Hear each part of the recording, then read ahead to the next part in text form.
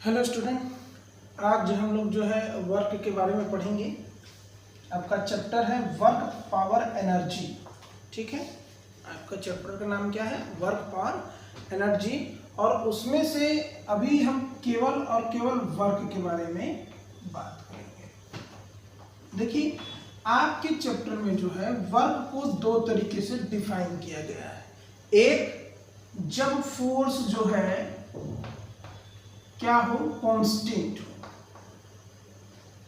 तब वर्क क्या होगा उसके बारे में पढ़ना है। कैसे न्यूमेरिकल आएगा वो देखना है। दूसरा है कि जब फोर्स वेरिएबल हो तब क्या सिचुएशन होगा, क्या वर्क होगा। तो इन दो फोर्स की वजह से जो वर्क है हमको पढ़ना है। तो आज हम जो है इस वीडियो में कांस्टेंट फोर्स का बात करेंगे और कांस्टेंट फोर्स की वजह से जो वर्क होता है उसके बारे में पूरा हम लोग समझेंगे। तो चलिए देखते हैं क्या होता है कि भाई फोर्स जब कांस्टेंट हो तो वर्क के लिए दो फिजिकल क्वांटिटी जरूरी है। एक है फोर्स और दूसरा है आपका डिस्प्लेसमेंट।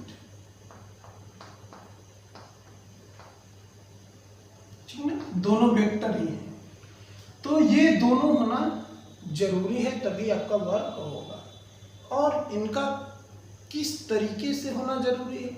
पहली बात कि इनका होना तो जरूरी है, कौन कौन सा? फोर्स और डिस्प्लेसमेंट का होना जरूरी है, लेकिन किस तरीके से होना जरूरी है वो बात है। ये दोनों हमेशा क्या होंगी, आपस में पैरेलल होनी चाहिए। ठीक है, अब पैरेलल में ये इस तरीके से भी हो सकते हैं या ये इस तरीके से भी हो सकते हैं, यानी अपोजिट सेम डायरेक्शन हो तब भी पैरेलल हो सकते हैं, अपोजिट होंगे तब भी पैरेलल हो सकते हैं। तो दोनों कंडीशन के लिए मेरा मेन जो है वो ये है कि भाई ये दोनों हमेशा क्या होने चाहिए, पैरेलल होना चाहिए। ठीक है, जैसे कुछ सिचुएशन हम देखते हैं और उसके अकॉर्डिंग फार्मूला जनरेट करते हैं। डायरेक्ट फार्मूला नहीं बता सकते हैं क्योंकि वो सिचुएशन के ऊपर है। चलिए देखिए, जैसे मान लीजिए कि एक यहाँ पे ऑब्जेक्ट रखा हुआ है, इस पे फोर्स इस साइड से लग रहा है, ऐसे फोर्स लग रहा है, एक्टिंग फोर्स है या फोर्स डायरेक्टली बोल सकते हैं। तो ऑब्जेक्ट किधर जाएगा, इसी साइड में जाएगा। डिस्प्लेसमेंट इसी साइड में हो रहा है। तो पहले आप समझिए कि क्या ये दोनों पैरेलल है? तो पैरेलल है, यहाँ पे फोर्स और ये डी आपस में क्या है, पैरेलल है। ठीक है, तो पहला कंडीशन ये हो गया। कैसे वर्क निकालना है अभी बात करेंगे। मान लीजिए कि अगर ऑब्जेक्ट आपका कुछ इस तरीके से हो और कोई बंदा यहाँ पे खड़ा हो, ठीक है, ऐसे खड़ा हो और इसको पकड़ के ये इस साइड जो है इसको खींचे। ठीक है, जनरली इस साइड इसको क्या करें, खींचे। तो डिस्प्लेसमेंट किधर होगा? डिस्प्लेसमेंट तो आपको इधर होगा। तो यहाँ पे फोर्स और डिस्प्लेसमेंट पैरेलल नहीं है, इनके बीच में एक एंगल आ जा रहा है थीटा। तो आपको ध्यान रखना है कि हमको तो वर्क तभी निकाल पाएंगे जब फोर्स और डिस्प्लेसमेंट क्या हो, पैरेलल हो। तो इसको बनाएंगे कैसे? देखिए, इसको बनाने का तरीका क्या है।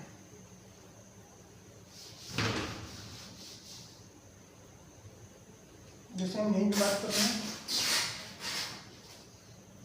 ठीक है, ये फोर्स लग रहा है आपका, ये आपका डिस्प्लेसमेंट हो रहा है इस साइड में।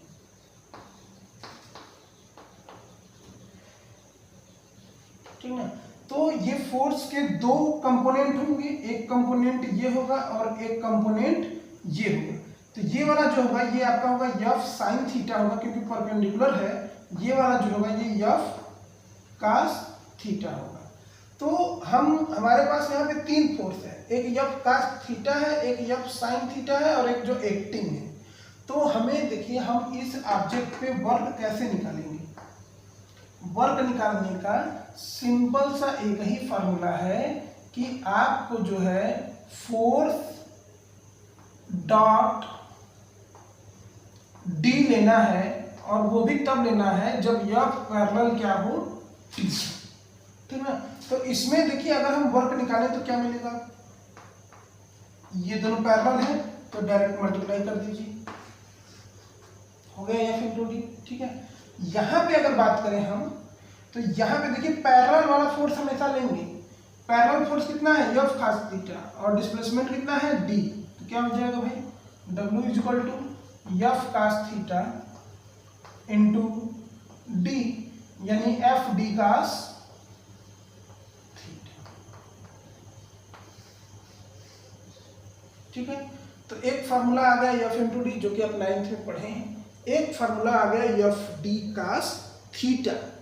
अब दो अलग अलग हैं, अब इसको थोड़ा समझना पड़ेगा कि इसको एक ऐसे फार्मूले में हम कन्वर्ट करें या ऐसे एक सिचुएशन तैयार करें जिससे कि ये दोनों दो फार्मूले की जगह हम एक ही फार्मूला क्या करें, बना लें और अपने क्वेश्चन को क्या कर लें, सॉल्व कर लें। ठीक है। तो ये तो वर्क था कि भाई वर्क हम निकालेंगे कैसे। ठीक ना। एक सिचुएशन और समझिए, ये आपका ऑब्जेक्ट है। ठीक ना। तो ये देखिए अगर हम इस ऑब्जेक्ट को किसी एक पोजीशन से फिक्स कर दें और यहाँ पे फोर्स इस तरीके से लगाएं, तो डिस्प्लेसमेंट फोर्स के डायरेक्शन में नहीं हो रहा है। देखिए फोर्स इधर गया, डिस्प्लेसमेंट इधर हो गया। तो आप ध्यान रखिएगा, आप वर्क तभी निकाल सकते हैं जब ऑब्जेक्ट का पोजीशन चेंज हो, यानी कि ये ऑब्जेक्ट यहाँ था तो यहाँ आ जाना चाहिए। अगर डिस्प्लेसमेंट फोर्स के डायरेक्शन में हो और कुछ न कुछ डिस्प्लेसमेंट होना चाहिए, तभी आप वर्क निकाल सकते हैं। ऑब्जेक्ट का पोजीशन चेंज होना मस्ट है, ऑब्जेक्ट का पोजीशन चेंज होना मस्ट है। अब अगर हम सर्कुलर की बात करें, मान लीजिए ये इनिशियल है, यहां से चल के आया और फिर यहीं पे पहुंच गया, तो क्या डिस्प्लेसमेंट कितना होगा, डिस्प्लेसमेंट 0 होगा। तो यहाँ वर्क भी क्या हो जाएगा, 0 हो जाएगा। तो ये ध्यान रखिएगा कि जब तक डिस्प्लेसमेंट नहीं मिलेगा तब तक भी हम वर्क नहीं निकाल सकते हैं।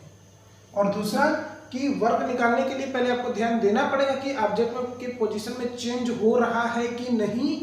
पहला कंडीशन कि ऑब्जेक्ट के पोजीशन में चेंज हो रहा है कि नहीं।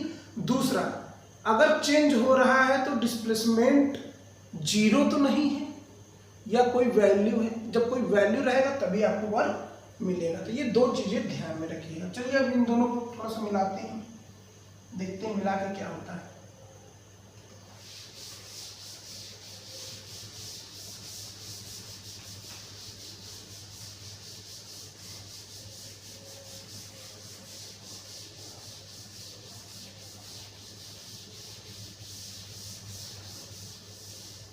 चलिए हम करेंगे क्या कि work is equal to vector F dot vector D लिखेंगे।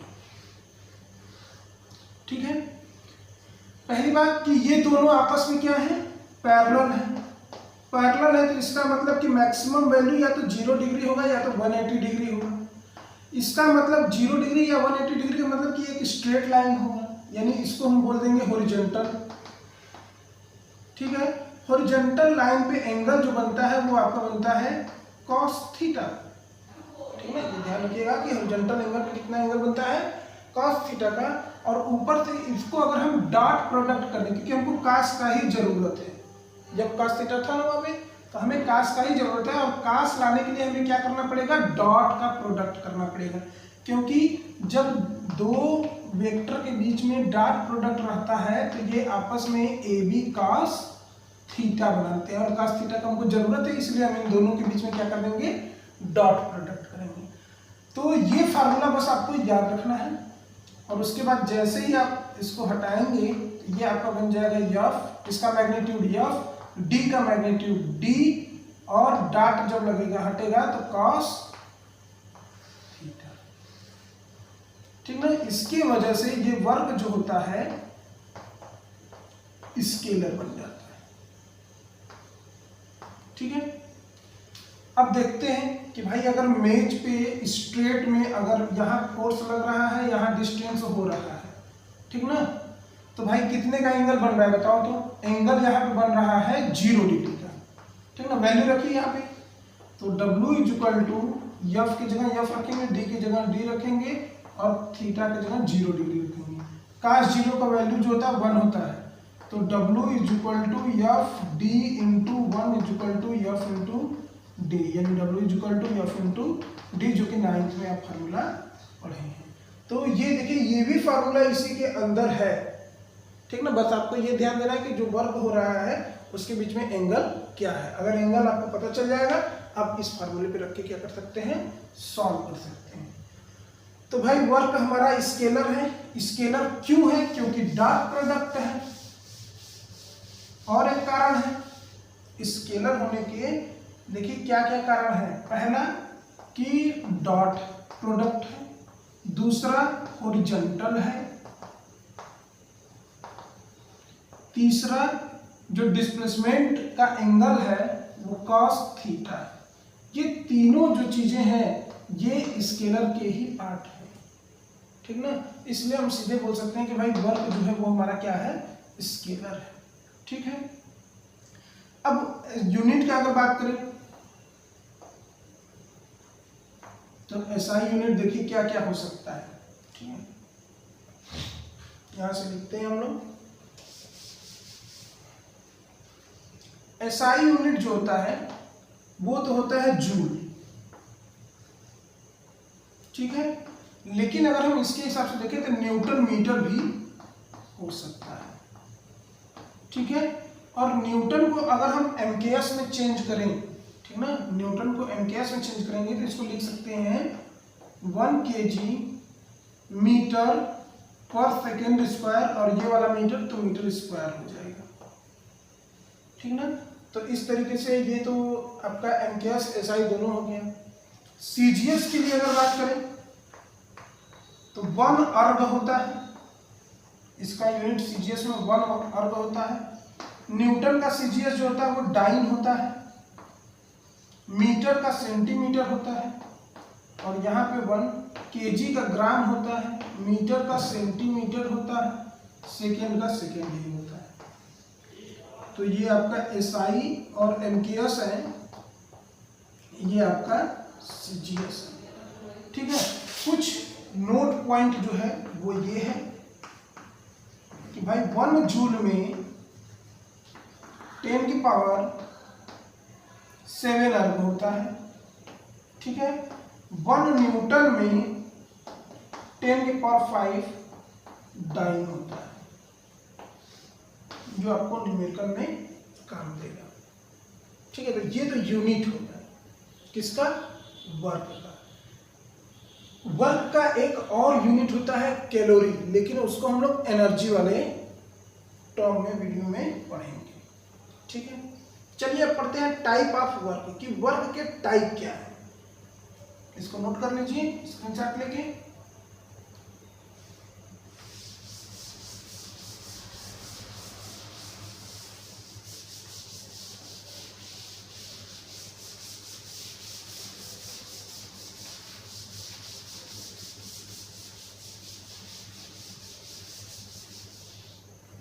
बहुत ध्यान से लिखिएगा, बहुत इंपॉर्टेंट है।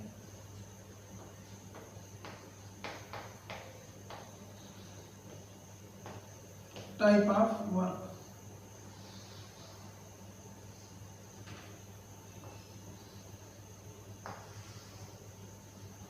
तीन टाइप के। पहला है पॉजिटिव वर्क, ठीक है। दूसरा है आपका जीरो वर्क, और तीसरा है आपका नेगेटिव वर्क, ठीक ना। और इन तीनों को समझने के लिए आपको एक फार्मूले का यूज करना है, एफ डी कास थीटा, ठीक ना। और ये थीटा ही डिसाइड करता है कि कौन पॉजिटिव है और कौन नेगेटिव है। तो थीटा का वैल्यू अगर 0 डिग्री हो तो वैल्यू 1 होता है, ठीक है। 30 डिग्री हो तब भी प्लस में वैल्यू होता है, ठीक ना, √3/2। अगर 45 हो तो 1/√2, 60 डिग्री हो तो 1/2, 90 डिग्री हो तब जाके ये क्या होता है, 0 होता है। यानी हम ये बोल सकते हैं कि 0 डिग्री से लेके 89 डिग्री के बीच में अगर थीटा है तो वो आपका क्या होगा, पॉजिटिव वर्क होगा। देखिए कितना आसान है। और इनके बीच में जनरली एंगल आता कौन कौन सा है वो देख लीजिए। 0 डिग्री का मतलब होता है आपका सीधे सीधे, एक तो हो गया आपका पाई हो गया, 0 डिग्री कर लीजिए। 30 को π/6 लिख सकते हैं, इसको लिख सकते हैं π/4, इसको लिख सकते हैं π/3। ठीक ना, ये कैसे आया, ये रेडियन वाला जब बताया था ना फर्स्ट चैप्टर में तो वहीं से आया। और अगर आपको नहीं आ रहा है तो सिंपली जो भी डिग्री दिया गया, जैसे 30 डिग्री दिया गया है, इसमें आपको क्या कर देना है, π/180 से डिवाइड करेंगे तो आपका जो है, देखिए कैसे आएगा, 0 से 0 कैंसिल हो गया और ये 6 बन गया, यानी 30 डिग्री को आप π/6 लिख सकते हैं। देखिए हम लिखे हैं यहाँ पे, तो बस π/180 से आपको डिवाइड करना है, सॉरी मल्टीप्लाई करना है, अपने आप जो है डिग्री किस में कन्वर्ट हो जाएगा, पाई वाले वैल्यू में कन्वर्ट हो जाएगा। यानी कि जब ये वैल्यू रहेगा तब तक तो पॉजिटिव वर्क होगा। दूसरा बात, ये तो पहला बात होगी। दूसरा बात, जब फोर्स और डिस्प्लेसमेंट ये तो भाई पैरेलल होते ही हैं, लेकिन अगर सेम डायरेक्शन में रहेंगे, सेम डायरेक्शन में रहेंगे तब भी वर्क क्या होगा, पॉजिटिव होगा। ठीक ना, ये दो बातें हमेशा याद रखिएगा कि पॉजिटिव वर्क तभी पॉसिबल है जब 0 से लेके 89 डिग्री के बीच में थीटा हो, और दूसरा बात ये कि एफ और डी जो है वो सेम डायरेक्शन में अगर होगा तो वैल्यू पॉजिटिव आएगा। ठीक है, अब बात करते हैं थोड़ा सा निगेटिव वर्क का। ठीक है, निगेटिव वर्क में क्या होता है कि 90 से अगर ऊपर एंगल है एवं द 90 डिग्री, तब इसका वैल्यू निगेटिव हो जाता है, थीटा का वैल्यू निगेटिव हो जाता है। दूसरा, ये तो पहला हो गया। ठीक है, दूसरा बात ये कि एफ डी तो पैरेलल होगा ही होगा, लेकिन अपोजिट डायरेक्शन में होगा, एक दूसरे के अपोजिट डायरेक्शन में होंगे। यानी एक फोर्स मान लीजिए इधर लग रहा है तो डिस्प्लेसमेंट आपका इधर लगे। ठीक ना, तो ये देखिए दोनों के लिए सेम है, इसमें 90 से कम होना चाहिए, इसमें 90 से अधिक होना चाहिए। 90 से अधिक होगा तो नेगेटिव होगा, 90 से कम होगा तो पॉजिटिव होगा। लेकिन अगर थीटा डिग्री ही 90 हो गया तो काश 90 डिग्री इक्वल टू होता है 0। ठीक है, ये पहला हो गया कि जब थीटा 90 डिग्री रहेगा तब 0 वर्क होगा। दूसरा बात ये कि जब डिस्प्लेसमेंट क्या हो, 0 हो। जैसे इसका एग्जाम्पल, दो एग्जाम्पल हम दे रहे हैं, एक complete circular motion, complete circular मतलब जहां से स्टार्ट करें वहीं पे पहुंच गए। दूसरा, जैसे मान लीजिए ये वाल है और इस वाल को हम क्या कर रहे हैं, फोर्स इस पे लगा रहे हैं, लेकिन इसमें डिस्प्लेसमेंट हो ही नहीं रहा है, तब भी हमारा वर्क जो है वो क्या होगा, 0 होगा। यानी जब डी क्या हो, 0 होगा। तो दो कंडीशन है आपके पास, और यही दो बहुत इंपॉर्टेंट कंडीशन है जो आपको ये बता सकते हैं कि कब पॉजिटिव वर्क होगा, कब नेगेटिव वर्क होगा और कब 0 वर्क होगा। ठीक है, अगर आपको किसी भी तरीके का कंफ्यूजन है तो कमेंट कीजिएगा या ग्रुप में डिस्कस कर लीजिएगा, बता देंगे कोई भी अगर प्रॉब्लम है तो। अब चलिए देखते हैं कि न्यूमेरिकल कैसे आएंगे इस पे। ठीक है, तो कुछ न्यूमेरिकल है।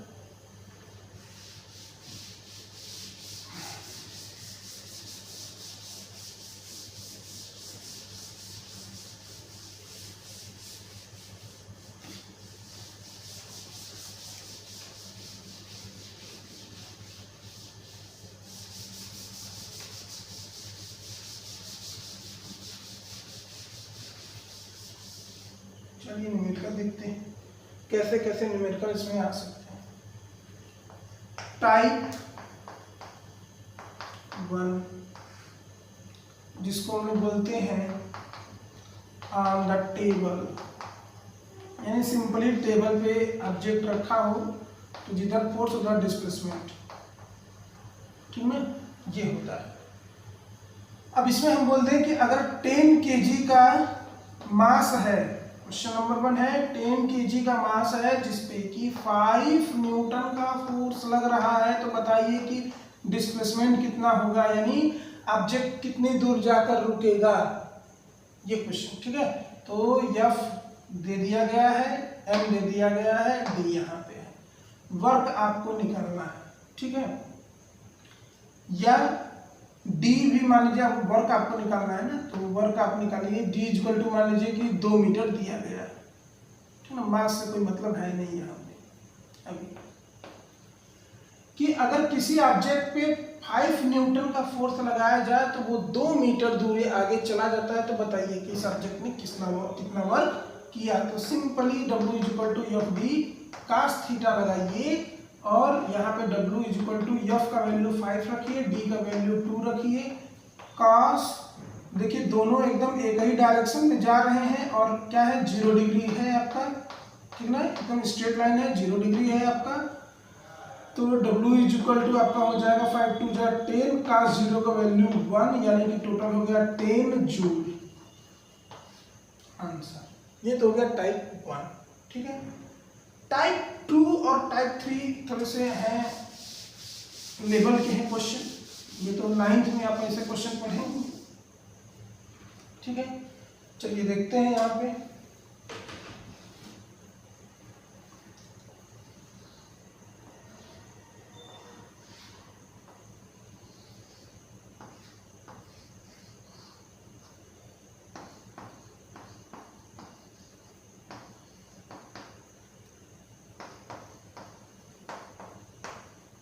G इक्वल टू 10 मीटर पर सेकेंड है।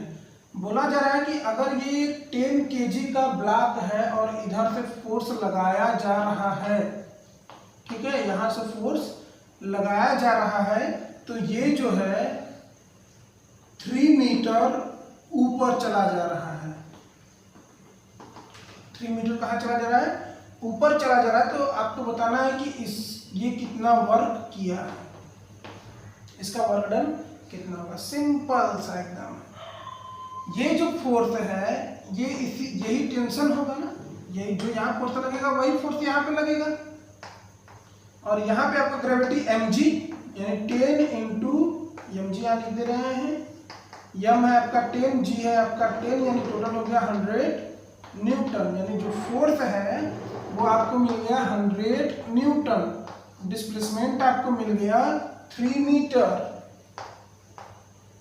ठीक है। और ये देखिए सीधे जा रहा है ना, तो 0 डिग्री लगाइए, थीटा इक्वल टू 0 डिग्री लगाइए, क्योंकि यही इसका बेस है और इसी बेस पे ही चल रहा है। परपेंडिकुलर जब इधर जाता तब परपेंडिकुलर होता है, ठीक है।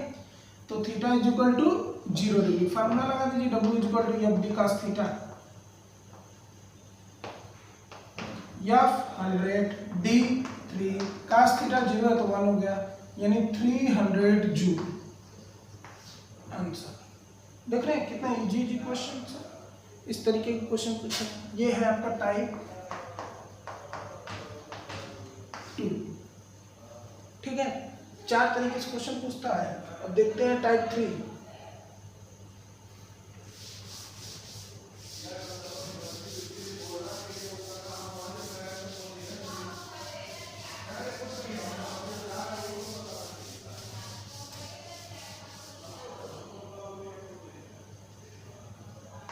टाइप 3 देखते हैं। टाइप 3 में आपको दे देगा एक इंक्लाइन प्लेन, यहाँ पे ऑब्जेक्ट रखा हुआ है, ठीक है। फोर्स आपका जो है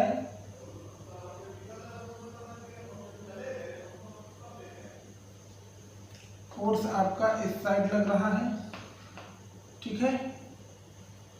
डिस्प्लेसमेंट भी इस साइड ही लग रहा है। अगर मान लीजिए कि फोर्स अगर हम बोल दें कि उस साइड लग रहा है,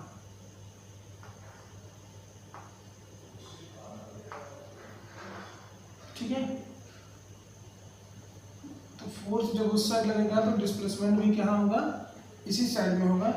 यहाँ पे आपका एक फ्रिक्शन होगा F, ठीक ना, जैसा फ्रिक्शन हम लोग पढ़े थे। सेंटर है ये आपका होगा mg, ये आपका सरफेस के पैरेलल, ये परपेंडिकुलर जो होता है वो होता है नॉर्मल फोर्स।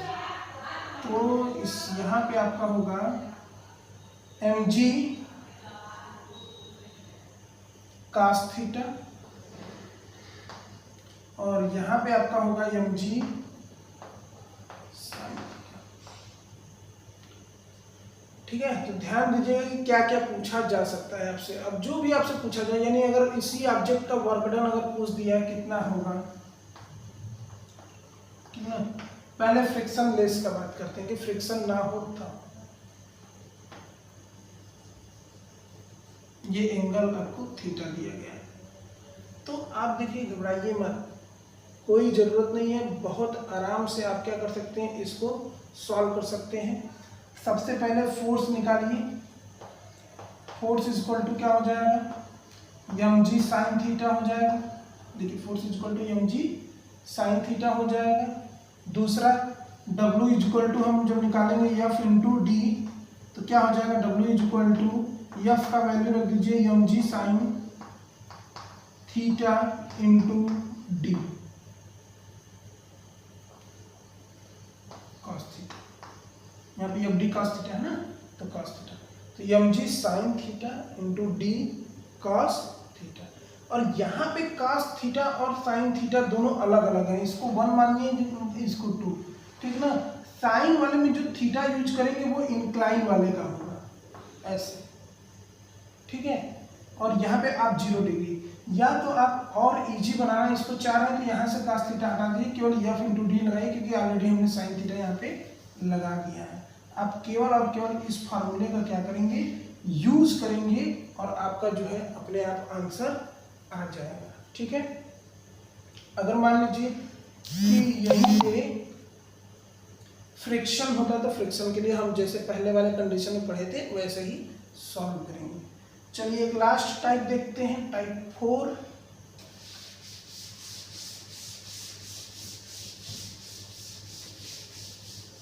इंक्लाइन में हमेशा साइन थीटा का यूज कीजिएगा, ठीक है। अगर हॉरिजॉन्टल है या किसी भी तरीके का है तो cos थीटा का, और इंक्लाइन है तो साइन थीटा का यूज करिएगा।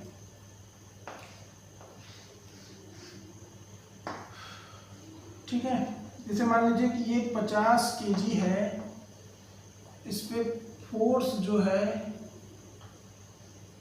लग रहा है इस डायरेक्शन में, ठीक ना, और ये डिस्प्लेसमेंट हो रहा है 4 मीटर का डिस्प्लेसमेंट हो रहा है। लेकिन जब ये ऑब्जेक्ट डिस्प्लेस कर रहा है तो उस समय जो इसका एक्सेलरेशन है वो आपका है 3 मीटर पर सेकेंड स्क्वायर। तो आपको बताना है कि ये कितना वर्क डन किया है, ठीक है। तो सबसे पहले आप यूज करिए भाई कि क्या लगाएं, तो इनके बीच में ये है आपका डी, तो ये भी होगा आपका डी, ये एंगल आपको दिया रहेगा, जैसे यहाँ पे 30 डिग्री दिया गया है, ठीक है। तो आपको फार्मूला क्या यूज करना है, W इज इक्वल टू, ठीक है ना। देखिए यहाँ पे इंक्लाइन प्लेन नहीं है, जब इंक्लाइन प्लेन रहेगा तभी साइन थीटा यूज करना है, बाकी हर कंडीशन में cos थीटा। तो एफ डी cos थीटा बस यूज करिए, कुछ सोचिए मत, बस एफ डी cos थीटा रख दीजिए। एफ आपको दिया नहीं गया है, लेकिन एफ इक्वल टू आप जानते हैं कि क्या होता है, एम ए होता है, और ये हो गया डी, ये हो गया cos थीटा। वैल्यू रख दीजिए, एम का वैल्यू है आपका 50, ए का वैल्यू है 3 मीटर पर सेकेंड स्क्वायर, डी है आपका 4, cos थीटा है आपका 30 डिग्री, ठीक है। सबका वैल्यू रखिए, देखिए कि वर्क कितना आ रहा है, और कमेंट कर दीजिए भाई कि इतना जूल आ रहा है अपने नाम के साथ, ठीक ना। तो ये कांस्टेंट टाइप का फोर्स हो गया, जो कि अभी 9th में आप बेसिक में पढ़े हुए हैं। तो वही चीज एक बार थोड़ा सा दोहराया गया है। अब जो है हम लोग नेक्स्ट वीडियो में वेरिएबल फोर्स के बारे में बात करेंगे, जो ग्राफिकल टाइप का भी हो सकता है, और उसको सॉल्व करने में हम लोगों को थोड़ा सा ध्यान दे के पढ़ना पड़ेगा, ठीक है। चलिए, थैंक यू।